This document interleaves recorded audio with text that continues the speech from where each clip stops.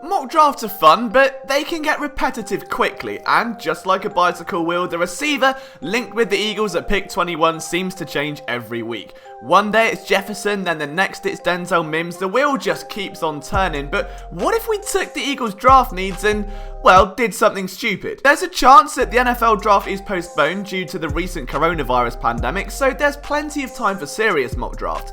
But on this slow and somber Sunday without sports, it's time to shake things up. I wanted to see if I could make the worst Eagles mock draft possible while still ticking every box on the need list.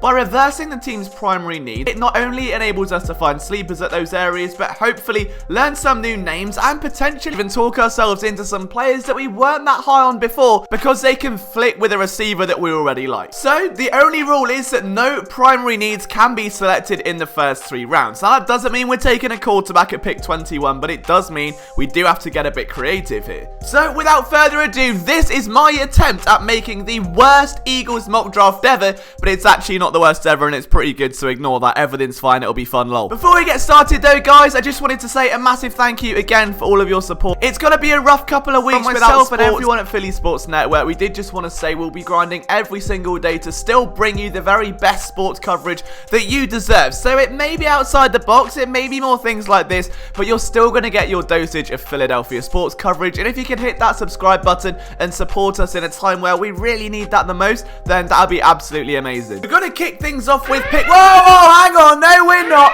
Sound the trade alarms, it's all gone wrong. Trade, big time trade. The Eagles are not picking at number 21. But Liam, why would they move up from 21 to 16 if we're not ticking primary needs? Well, let me answer that question for you. When looking at prospects at 21, it was hard to justify any of the minor needs. It's not a strong class for centers, edge rushers are probably going to be drafted later on, and even in the worst mock of all time, they're not drafting a linebacker in round 1. I'm sorry, Patrick Queenhive, alright? It's just not happening. Meanwhile, the Falcons really need offensive line help. Like, really need offensive line help. Matt Ryan was sacked 42 times in 2018, and that number shot to 48 in 2019, which of course also killed their run game. And as a result, if they're unable to find some kind of serenity along the trenches, they'll waste year after year, and Matt Ryan's going to fade into dust, and then Atlanta's going to be irrelevant, for lack of a better word. It's a direct contrast to the vision we see in Philly. The Falcons can trade back, acquire some mid-round picks, and select a name like Andrew Thomas at offensive tackle.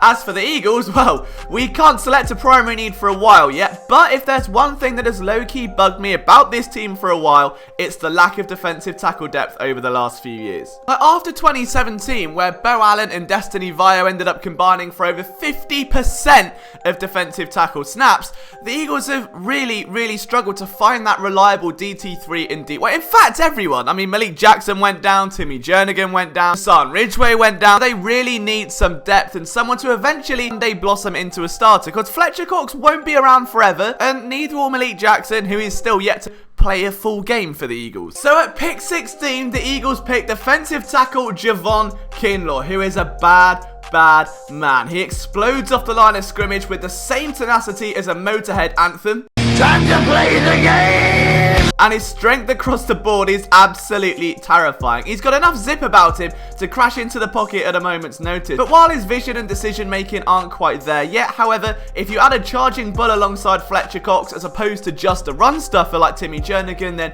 hello, nightmare for offensive lines.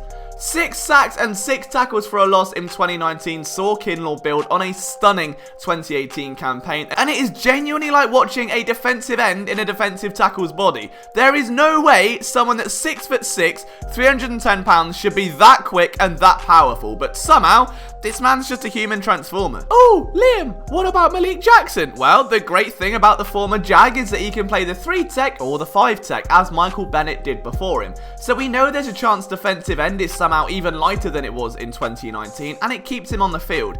Outside of that, it makes sense to ease KINLAW in. Having a pairing of him and Ridgeway when Cox and Jackson need a breather, my god, I'm here for it. Round 2, pick 53, and oh, wow. Centre, Matt Hennessey out of Temple. I know, it hurt me too, but in each of the past 2 off-seasons, Jason Kelce's potential return has been up in the air. With Isaac Seumalo now starting at left guard and doing a very fine job, might I add. Do make art. Thank you very much. There is a concern that if one of the most athletic centres of all time goes down, there's no strong option to replace him. Enter local kid Matt Hennessey, who has Project Centre written all over him. Hey, if Dillard can redshirt a year, so can Hennessey, right? He's very athletic and moves laterally like a gazelle. His hand placement is typically very impressive, and his lack of power doesn't hinder him that much due to his raw athletic ability to anchor and win that first punch. At the NFL, it may take some time to develop, but Hennessey is a high-effort lineman that is very effective at getting to the second level and remaining compact in his blocks. The 6'4", 302-pound centre could be the long-awaited heir to Jason Kelce's throne, and somehow I'm not totally against it. Into round number 3, and we're starting to claw our way back to more logical selection. Safety TERRELL Burgess out of Utah. He played every single snap for the Utes last season, and at 5'11", 192, he fits the mold of a more compact defensive back, which, as we know, Jim Schwartz just seems to accumulate. Stands out here, though, is how he was used down at Utah. He's an in-the-box safety who grinded his way up from being a special teams contributor, and if the Eagles do lose Malcolm Jenkins, they could use someone with range who is typically a secure tackler. Burgess would at least make some sense in that he ticks the boxes that Jenkins used to some degree. It's not the best selection here if the Eagles are going to get a safety in the NFL draft. In man coverage, that lack of raw athleticism and size does tend to get the better of him. Tight ends move past with relative ease. However, in zone, when he's able to sit in curl and flat responsibilities, or he's asked to roll up into single high looks or play downhill, he's really instinctive at processing the play and positioning himself well to make a tackle. He's worth taking a shot on. Depth is light, and if they do lose Jenkins, they need someone who at least has the base fundamentals down, and I think Burgess has it. Round 4, pick 127, and I've fallen in love with this man through the pre-draft process, Akeem Davis-Gaither. And even though it's supposed to be the worst mock draft ever, linebacker is a middling need that is probably going to be filled with a mid-round pick anyway, because, well, the Eagles don't draft linebackers. Enter my draft crush number 42. His athleticism is beyond explosive, and he bursts off of the TV screen when playing the run. His reaction time to fly downhill is stunning, but he is a little bit lean, and that may hurt him at the next level. However, he only allowed 10 of 21 targets of 10 plus yards to be completed in the past 2 years, and has a PFF grade of 87.1 against the run. In coverage, his spacing and positioning is absolutely scintillating. He registered 104 tackles, 14.5 of which for a loss, 5 sacks, 8 pass breakups, and 6 QB hits, along with an interception in 2019. If that's not enough, I don't know what is. This might be the best pick of what is going to be, hopefully, the worst draft ever. Next up, from one draft crush to another, hello Devin Duvernay. The Eagles need 2 types of receiver in this draft, a deep threat and a slot guy. Duvernay ticks box B with the potential to one day move outside and tick a bit of box A as well. Now, I've touched on Devin Duvernay plenty of times already, but in case you need a brief overview, guys, 5'11", 210 pounds, and to me is like a zippier Greg Ward. He's an electric route runner, and there is some rawness in his game, especially with his hips being a little too tight into his cuts, but his lightning speed and ability to pick up yards after the catch really do make up for that. And I think a 1,386 yard season should speak for itself, so I am all in on the Texas Longhorns wide receiver. One pick later, pick 146, is Lamar Jackson out of Nebraska. I am a sucker for long, rangy corners who feast at the top of the route tree, and although schematically they don't tend to be favoured in Philadelphia, sorry Rasul Douglas, but if the Eagles do go after Byron Jones, then bringing in a corner who complements his weaknesses as opposed to weakens his strengths, Ronald Darby and Jalen Mills. This makes a lot of sense, especially if Douglas still can't win the coaching staff over. Jackson smothers at the line of scrimmage, using his range to make life ridiculously difficult for receivers and relying on his length to get him back into plays where he's beaten purely by just feeling his way down the route. That can get the better of him, and his size at 6'2", 206 may lead to a different role at the NFL level, with the potential for a safety move or even an outside linebacker switch on the cards down the road. Considering where Saul was drafted, I'm more than happy to hit reset on that cycle with Jackson.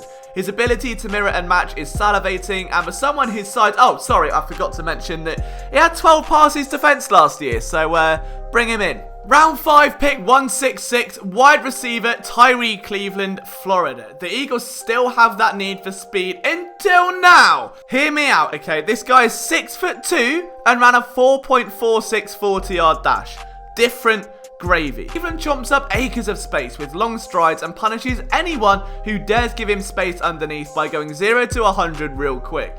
He was only ever used on go routes and screens, with the occasional post on the games that I watched, so it's hard to get a real gauge on his route running, but the Eagles aren't expecting DeAndre Hopkins here. In fact, it's supposed to be the worst draft ever, so give me a speedster who is literally just a speedster. Round 6, pick 190, and we're back here again. The Eagles need a backup QB, and Jeffrey Lurie wants to draft one every year. The Eagles got a good look at Morgan at the Senior Bowl, and we know how much the team value those collegiate all-star games. At 6'4", 213 pounds, he's got the frame that Peterson covets and completed 61% of his passes with 40 touchdowns and 12 picks during a 2-year stint with FIU. I think he's that perfect developmental quarterback, and that's exactly what the Eagles need there, and it can't be worse than Clayton Thornton, right? That is our attempt at the worst Eagles mock draft possible within reason. What do you think, guys? Is this okay? Like, if this is how the draft went, would you be okay with it all panning out like this? Let me know down in the comments section below. From myself, Liam Jenkins, thank you again for all of your support. You can follow me on Twitter at LiamJenkinsPSN. I'll see you soon.